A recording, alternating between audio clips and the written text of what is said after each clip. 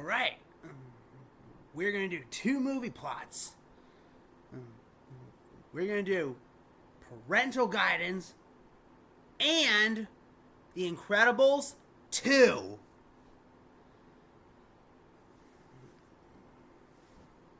So let's get into this. We're going to start with Parental Guidance. So, Artie Decker, a sports commentator for the minor league Fresno Grizzlies, is fired due to his old-fashioned personality and lack of social media savvy. After telling his wife Diane the news, they get a call from their daughter Alice and son-in-law Phil, asking them to come to Atlanta to babysit their three children, Harper, Turner, and Barker, while they attend an entrepreneur convention in Hilton Head, South Carolina. Pretty soon, just as they get there, problems arise as Artie and Diane's laid-back personalities collide with Phil and Alice's helicopter parenting. After learning of their grandchildren's various problems, such as Harper's high achievement syndrome, Turner's stuttering issue, and Barker's imaginary friend Carl, Artie and Diane try to bond with them.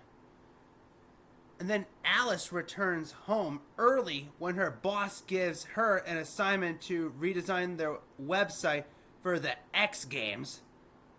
Artie uses this to his advantage and arranges an interview for the role of sports commentator. In an attempt to win over his grandchildren, he breaks several of the rules Alice has set for them, such as forbidding the kids from eating sugary food and watching horror movies. Upon seeing this, Alice is horrified. But after Diane tells her that she and Artie will never be good grandparents if she doesn't give them the chance to try, Alice decides to give them a chance, and she leaves once again for Hilton Head to hang out with Phil. At one point, Artie lets Barker skip a play date to take him to the skate park where his interview is being held. Barker escapes from his supervision, and Tony Hawk nearly runs him over while skateboarding. The incident is later broadcast on the news later that day. Diane then berates Artie for letting Turner hit his bully after Artie had tried to teach him a lesson about confidence and standing up for himself. Artie has a discussion with Turner and shows him the Shot Heard Round the World event. Meanwhile, Phil and Alice witness the news broadcast of the skate park incident and return home. The tension hits the fan when Alice discovers Diane has allowed Harper to attend a party the night before a violin recital. Therefore, Alice won't let her go, and Harper gets so mad that she wishes she had a different mother. And Barker claims that Carl has been hit and killed by a car. Alice eventually reconciles with Artie and Diane, and sensing that Harper has lost her passion for music, allows her to withdraw from the recital.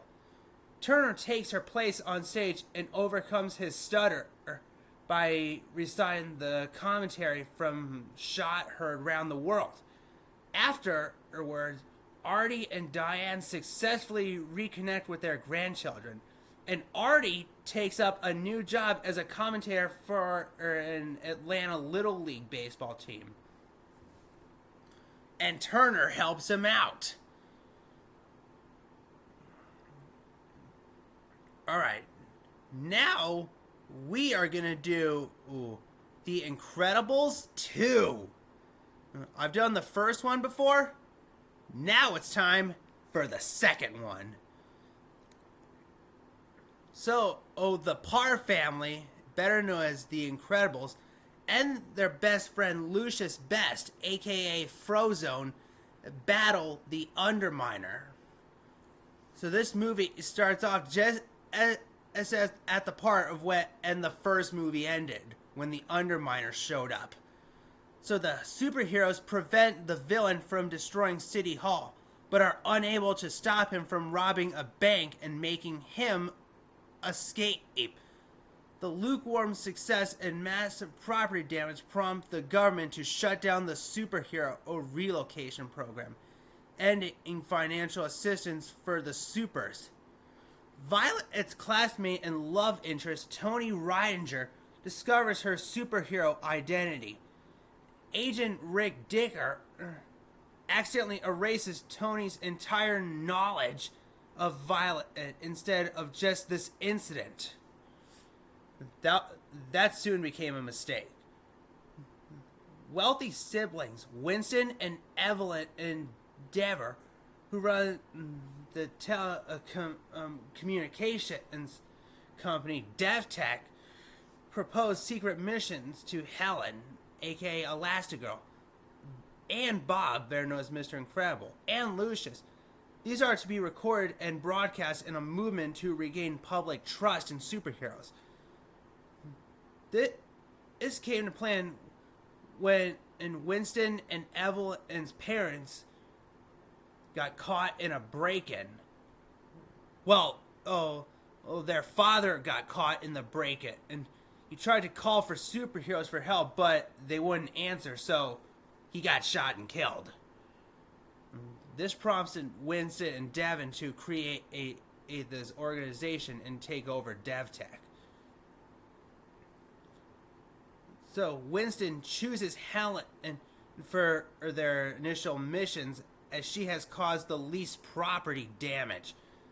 Initially reluctant to be away from her family and risk getting into trouble with the law, Helen accepts after a talk with Bob. Winston rehouses the Pars in a luxury mansion instead of a crappy motel. Bob struggles in his new role as a stay-at-home parent, left to deal with Violet's dejection over Tony forgetting their first date, Dash's math homework, and the chaos of baby Jack's burgeoning superpowers that he just received. And how you see he's got superpowers? Because Jack decided to pick a fight with a raccoon. And boy, did Jack win this battle. Anyway, Bob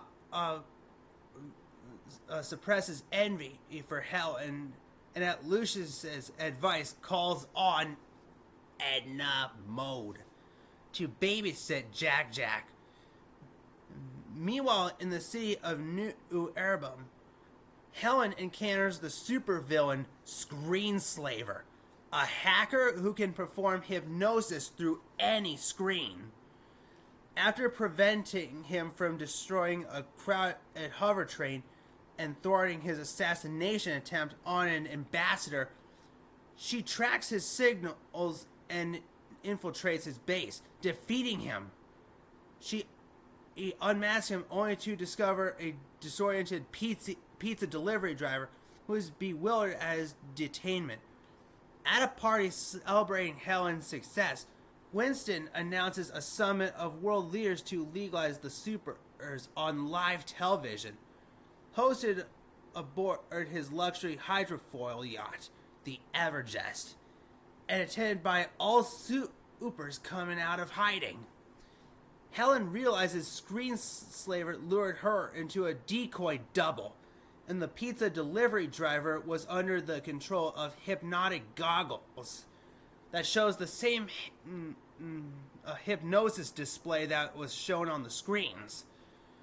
Evelyn reveals herself to be the true Screenslaver and captures Helen, restraining Helen using her goggles and a freezing cell that negates Helen's self-stretching superpower.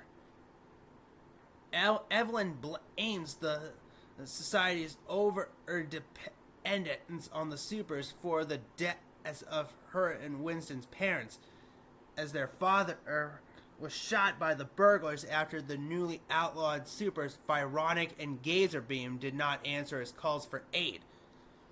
Their mother died of grief a few years later. Evelyn plans to sabotage her brother's summit to ruin the reputation of all supers once more and keep them outlawed in the hopes that the public will be safer with self-sufficient crime fighting. Evelyn lures Bob into a trap on the Everjest, goggling him, and sends a squadron of hypnotized supers to subdue Violet and Dash. Lucius arrives to protect him, but is overwhelmed, and he's also goggled. So Violet and Dash escape with Jack Jack in a refurbished Incredibile, the supercar once owned by Bob, introducing their parents' Parental stowaway on the Everjest. On board, Helen, Bob, and Lucius are forced to broadcast themselves, giving villainous speeches, subduing the ship's crew, and locking its course in reverse. They close in on New Erebum at a disastrous pace. The children arrive. Jack Jack removes the goggles on Helen, who in turn frees Bob and Lucius. They work together to release the other mind-controlled supers and safely maneuver the Everjest into port. Evelyn escapes in the yacht's parasite jet, but is caught by Helen and arrested. With another disaster averted and the positive publicity surrounding this, supers around the world regain their legal, respected status, just as Winston hoped. Sometime later, Tony is picked up by Violet and her family in the Incredibile for their reinstated movie date. Then they spot a police chase featuring drive-by shootings. Violet leaves Tony at the cinema, promising a quick return before the previews are over, and before the partners enthusiastically don their old superhero masks and they join the pursuit. Yeah, you really can't get enough of what goes on in The Incredibles. The first one was amazing. The second one was also amazing. I can't imagine what in the world Incredibles 3 is going to have. It's probably going to start where the second one left off, when the gang joins the chase in at drive-by shooting. So, we don't know until we see it.